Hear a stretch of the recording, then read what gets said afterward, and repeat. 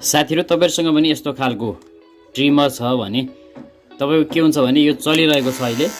चलेको छ तर यसको यो दाँतहरु जो रहेको छ यसले काम गरिरहेको छैन अथवा हाम्रो कपाललाई समातिरहेको छ राम्रोसँग काटिरहेको छैन दाढीलाई काट्दाखेरि समातिरहेको छ भने अब तपाईले यसको समाधान कसरी गर्न सक्नुहुन्छ त साथीहरु सबैभन्दा पहिला तपाईले हेरेर देख्नुहुन्छ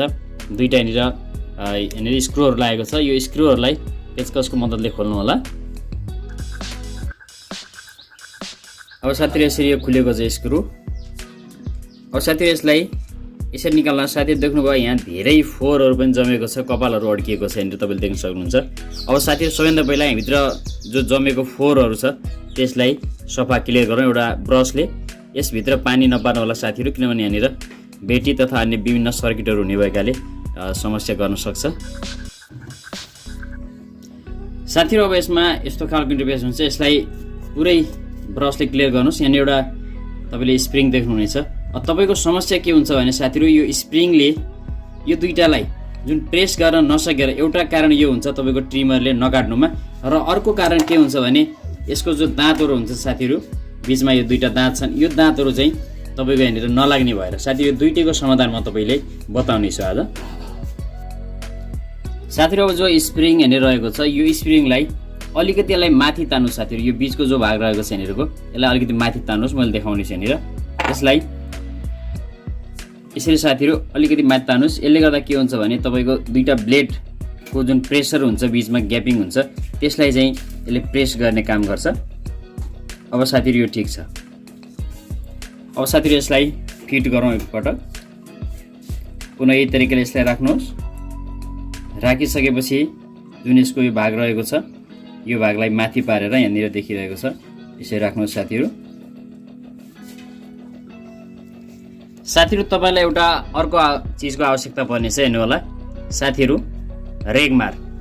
साथीहरु तपाईले बजारबाट यो किन्दा एकदम सस्तो मूल्यमा पाइन्छ तपाईसँग घरमै छ भने त्यो पनि राम्रै हो अब तपाईले यो सकेसम्म पातलो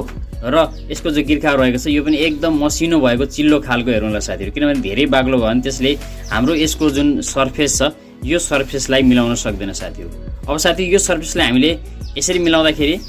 के गर्नुपर्छ भने साथी हल्का यसमा पानी लगाउनु होला हल्का पानी राखेर बिस्तारै क्रस गर्नु होला र मैले अर्को तरिका देखाउने छु तपाईसँग मसँग यो मोटो खालको भएकाले मैले यसरी गरिरहेको छु यदि पातलो खालको छ भने तपाईले मेसिनलाई फिट गरिसकेपछि पनि त्यो काम गर्न सक्नुहुन्छ साथीहरुलाई घोड्दा एकदम बराबर सर्फेस पर्ने गरेर एकतिर बढी एकतिर कम नगर्नु होला र यसलाई पातलो खालको युज गर्नु होला साथीहरु त्यसै साथीहरु यसको पनि यो सर्फेसलाई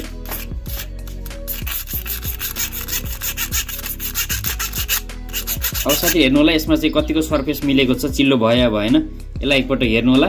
अब यसलाई फिट गरौँ साथीहरु यसमा बीचमा यस्तो खालको यो रहेको हुन्छ तपाईले यसलाई साइड भएको छ भने यो फिट हुँदाखेरि चल्ने छैन यसलाई के गर्नु होला भने यो पोइन्टलाई ठिक्क बीचमा राख्नु होला यसरी यसलाई बीचमा राखेर अनि बल्ल यो भागको यो जुन यहाँनिर पोइन्ट मिलाउनु पर्ने छ यसलाई यसरी फिट गर्नु होला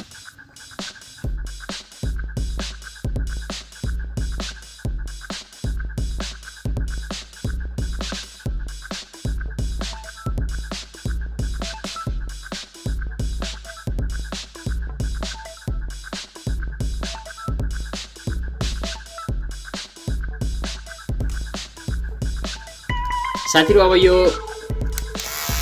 रेडी भएको छ यसले अब मजाले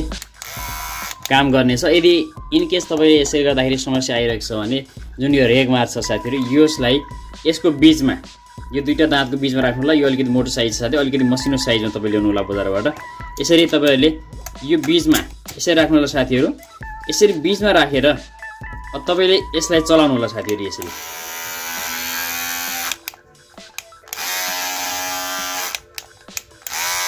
यसै चलाउनु भने साथीहरु यसमा एकदम बराबरको सर्फेसमा यसमा धार लाग्ने छ अब साथीहरु यति काम तपाईले गरिसक्नु भयो भने अब तपाईको ट्रिमरले एकदम प्रोपरली काम गर्नेछ साथीहरु तपाईले पनि यस ट्रिकलाई अपनाएर सहिलेसँग आफ्नो नकाटेको जुन यस्तो खालको ट्रिमर छ त्यो ट्रिमरलाई रिपेयर गर्न सक्नुहुन्छ